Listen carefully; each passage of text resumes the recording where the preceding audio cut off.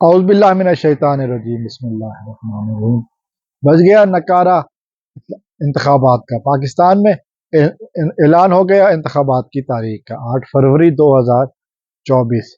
وہ منشی جسے سربراہ مملکت کے پاس جانے سے انکار تھا، اب اس نے اپنا تھوکا ہوا خود چاٹا اور عدالت کے حکم پر ایوان صدر پہنچ گیا۔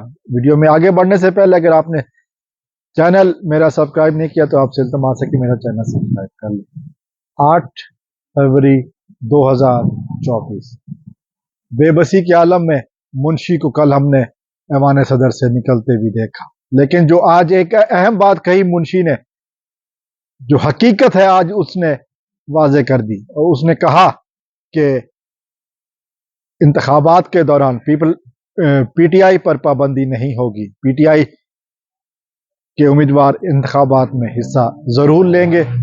عمران خان پاکستان کے مقبول ترین لیڈر ہے، یہ وہ حقیقت ہے جس سے منشی اور اس کے جو حواری ہے وہ انکار کر رہے تھے۔ عمران خان کو ایک دفعہ پھر منشی نے مان لیا کہ عوام کے مقبول ترین لیڈر کا نام عمران خان ہے، کسی اور کو نہیں کہا۔ باقی جو خاص طور پر نون لیگ کے جو بڑے لیڈرز ہیں، جس میں رانا ثناء اللہ ہے، ہنا پرویز بٹ ہے، یہ جو سوشل میڈیا پہ اور جو ایکٹیویٹ لوگ ہیں، یہ سب کہہ رہے تھے کہ انتخابات میں پی ٹی آئی نہیں ہوگی۔ ان کے منہ پر بھی ایک زناٹے دار تماچا لگا ہے، اور سب سے جو اہم باتیں کی جا رہی تھی کہ پی ٹی آئی کو مکمل ختم کر دیا گیا ہے، اور اس میں دو تین اور نام میں لینا چاہوں گا، اور ایک تھا راجہ ریاض، ایک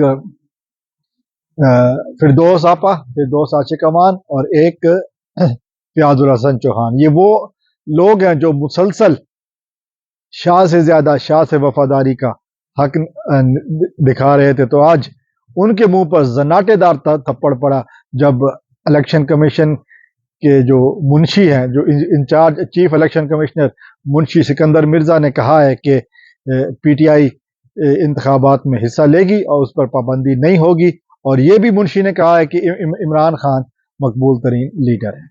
اب یہ اپنا منہ کہاں چھپائیں گے؟ یہ یقیناً وہ خود بتائیں گے کہ منہ چھپانے کے لیے شرم کی ضرورت ہوتی ہے، جو ان کے پاس نہیں ہے۔ السلام علیکم ورحمۃ اللہ۔